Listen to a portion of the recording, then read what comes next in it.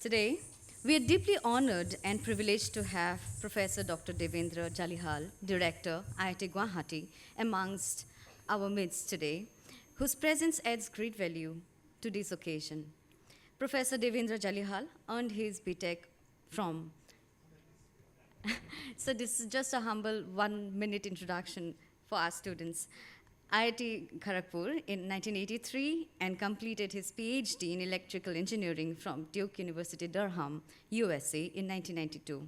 He joined the Department of Electrical Engineering at IIT Madras in 1994 and served as the head of the department from 2016 to 2019. Before assuming his role at the IIT Guwahati, Professor Jalihal chaired the Center for Outreach and Digital Education at IIT Madras, overseeing all educational outreach activities of the institute, with research interests spanning from digital signal processing, wireless communication, real-time voice and video communication, and societal applications of wireless technologies. Professor Jalihal has contributed to numerous projects, including low bitrate video conferencing, tactical communication systems, disaster management communication systems, and satellite communication networks. He also collaborates with the Defense Research and Development Organization, DRDO, on strategic communication challenges. We would like.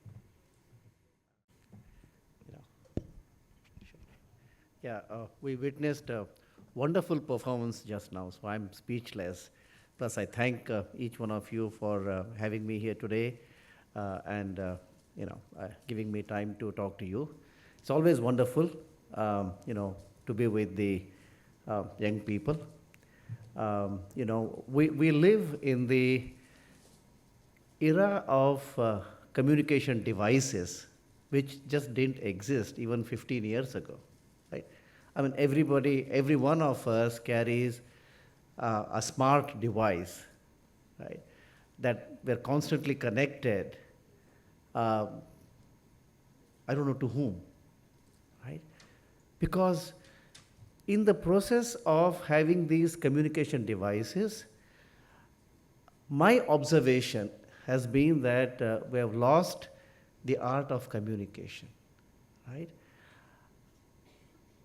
We don't talk to each other the way generations of people used to talk to each other, share their joys, share their sorrows, share everything they had, because that was the only way they could live, right? And that sustained generations of people, right? They may not have been rich, materially speaking, but they are very rich otherwise, culturally speaking, emotionally speaking, intellectually speaking, right?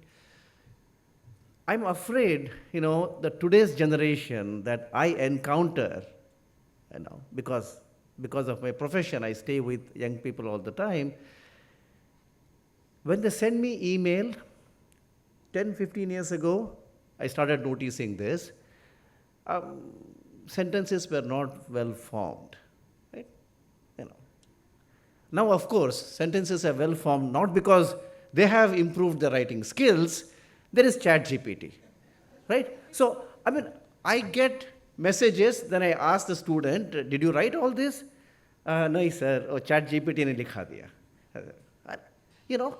So, friends, there is this Israeli thinker, Yuval Harari. I don't know if you have heard about him. He is the 21st century thinker. So he says, in the 21st century, we need 4 C's for making a successful living. In the 19th century, it used to be 3 R's. 3 R's, education is done, right? No longer necessary. The first C he talks about is communication, right? We need to communicate to each other, relate to each other as fellow human beings, right? Oh, sir, मुझे वो अंग्रेजी नहीं आता है. When I talk to my, I say, छोड़ो यार. It's not English. It's your own language. Can you be a great communicator in your language? You can pick up any language. I can tell you, right, from my own experience, You can pick up any language. If you're young, it's that much easier. I mean, I'm 64, I can't pick up languages that easily anymore. I have seen, right, illiterate Bangladeshi people serving in hotels in Tokyo, picking up Japanese, right? I was surprised. I mean, I asked my Japanese friends, is he speaking Japanese? He said, okay, accent is a little different, but he is managing. I mean, illiterate person. Right? I mean, he is, because the job requires that, he has gone.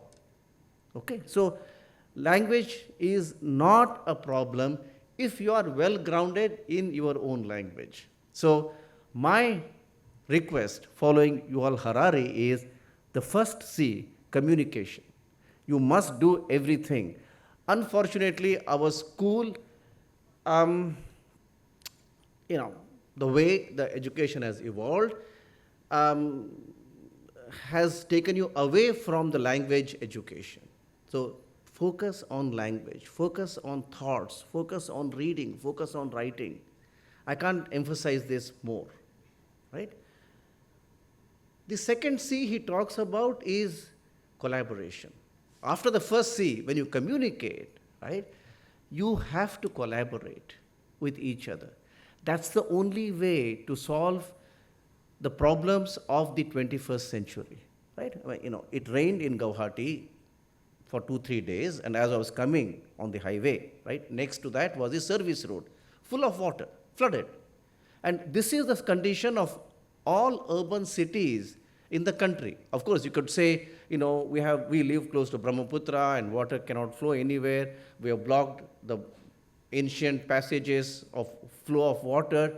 But you go to Delhi, when it rains, streets are flooded. Go to Bangalore, streets are flooded. Go to Chennai, streets are flooded. I mean, everywhere it's the same condition. So we shouldn't complain, right? We are enlightened people. We try to solve the problems, right? And these problems can be solved by collaboration. We need to come together, civil engineers, mechanical engineers, social scientists, psychologists. Everybody should come together, work together, right, to solve these problems. I mean, I can tell you so many problems that we need to solve, right? I mean, as I walk on the streets, there are all these thelawalas selling food, right?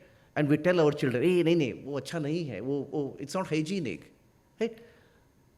How is it that in other countries, food is, even in the street side, food is hygienic? And there we don't, when we visit other countries, we eat food from the streets, and here we don't want to eat food from the streets. So that's another problem for you to solve. Come together and come up with a method, right, that guarantees quality, hygienic food from street sellers. You could build your own franchise and give it to them under your own brand. I mean, think of that, right? That ensures, you say, I guarantee the food eaten here in this street is 100% hygienic, right? And you should be able to prove that, certify that. Water used here is completely potable, not contaminated. People who are working have clean habits, and the whole process is clean, right? So how do we ensure all this? I mean, if you can come up with this, I'm telling you, you would have solved a very big problem in this country. So collaboration is necessary. I can go on listing so many problems. Urban transportation. I mean, in all cities now in the country, traveling 10 kilometers at the peak traffic hour takes no less than 1 hour. Of course, if there are metros and so on, is different story. But if there's no metro, it takes long time. So this is a technical problem, right? Can we have a transportation system, an individual transportation system that guarantees that within 20 minutes, I can go from place A to place B 10 kilometers apart? Is that okay?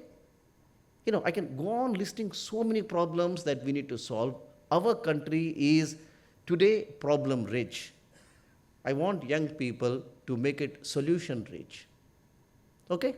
We have problems. I mean, I can go on listing. I mean, education, how do we now educate people, young children, to be self-aware, confident, with an ability to face the real world, right? I mean, if we always hide, feel inferior, our education has not made us ready, right? If we are confident to face the real world and understand each other as fellow human beings, then I think our education has been purposeful. So that's the second C is, collaboration. The third C Yuval Harari talks about is critical thinking, right? People have thought about something, right, for generations. We need to understand, we need to critically accept. I mean, the theories about Indian society, right, that you and I study in school, that you and I read about in the newspaper, in the articles, they're all founded after 1750 because of Christian missionaries, European administrators, right, and so on. So everything that you read about in today's newspapers, all the picture of India that comes out is what has been handed down to us about 1750 onwards. This wasn't the picture, right? A lot of people have worked against or trying to show. I mean, how many of you know that if you're standing in the year 1800, Indian languages and Sanskrit had more books than any other civilization. Just 225 years ago, 1800, we had more books, right, in any library. And the percentage literacy, I'm not saying everybody was a poet, the percentage literacy of India in the year 1800 was 30%. In England, who by then had already started ruling, was only 14%, right? When Gandhiji talked about these statistics around 1935 when he was visiting England, just after the salt satyagraha, he said Indian education system was a beautiful tree. It was cut stem by stem, branch by branch, by the ruling British, right? The person who was sitting in the audience was a Britisher who was a Dhaka University Vice Chancellor, former Dhaka University Vice Chancellor. So somebody, close by. He said, come on, Gandhiji, what are you saying? This is all hogwash. We Britishers established universities, right? So he said, no. Okay. Then there was a student of Gandhiji by name Dharampal, right?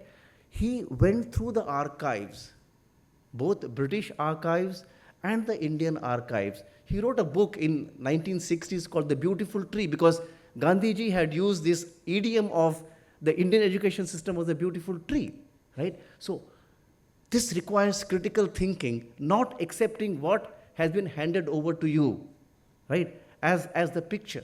So the third C is critical thinking, right? You should be able to think about everything yourself, right? And question, right? Question doesn't mean rebel or be disrespectful. That doesn't mean the question. I mean, questioning is honest questioning. Requires you to apply your mind to the problem and think about what it really is. What is the meaning of this statement, right? And so critical thinking is also very, very important, right? That was the third C. I mean, final C, Yuval Harari talks about is creativity. I can't tell you enough about creativity, right? Indian society sustained itself for, I don't know how many years, 3,000 years, probably more. I mean, we don't know, right? By its creative stories. What we saw today is a manifestation of that, right? I mean, the brilliant stories. I mean, I'll tell you, Mahabharata in the beginning makes a claim, right? What is found in this book may be found elsewhere, right? But what is not here is not found anywhere else. I mean, can you see the boldness of this, the person who wrote Mahabharata, Vedavyasa, or whoever it is, right? He says, what is found here may be found somewhere else, right? But what is not here is not found anywhere else. So he says this is an encyclopedic book of philosophy, told in the form of a story. And stories, sub-stories, brilliant stories. I can think of a Mahabharata story for every occasion, right? So that is our brilliance. And then lots of stories. Indians had this beautiful ways of expression, which you saw today, one method, right? Every local culture, right, somehow connects to that grand stream and draws water from there, nourishes it without polluting it, right? And so this creativity that has been the hallmark of India, we need to regain it, right? Yuval Harari talks about creativity, but I'm saying we had the creativity, right? We need to be just aware of that, use critical thinking to understand there is creativity. The Indian creativity, I'm amazed. You go to the temples, the same thing is depicted in the stories, in the stone. You go to the performance, the same story is told in a different way. The songs, the same theme, but now told in an even more creative way. So, there's an underlying unity, but its manifestation in every aspect is so diverse. Thousands of books, right? There's an underlying unity of the message, right?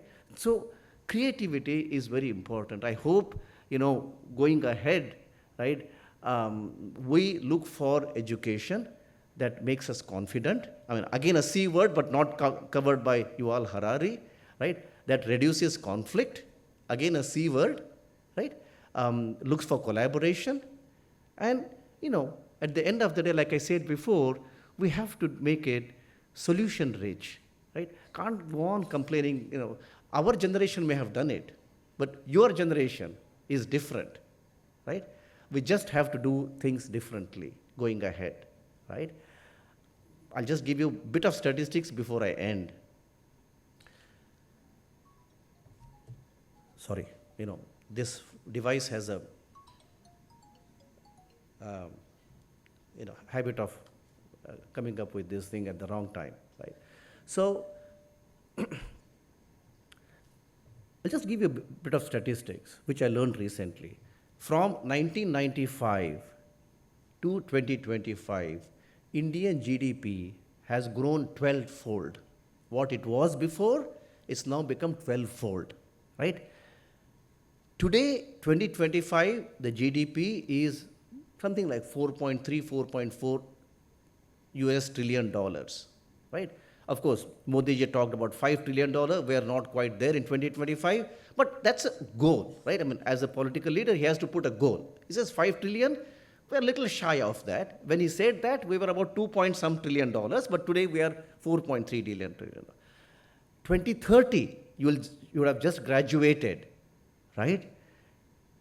India will be something like $7 trillion. 2047, the projections are, depending on which projection you believe, because it's a Bhavishyavani, right? In Bhavishyavani, I could say something, you could say something. There's a chance for opinions there. Some people say $30 trillion, some people say $35 trillion, some people say $40 trillion. Okay, but all of them agree we are on a uptake. We are on this line of the hockey stick. We are increasing. In 5 years, they're predicting $6.5 to $7 trillion, right? We were less than $1 trillion in 2010, right? So things are rapidly changing in the country, right? And you will be the ones who will be writing this story. Our time is gone, right? Your story is going to be written in golden letters. So I hope all of you realize your full potential, right? Thank you. Thank you for having me here.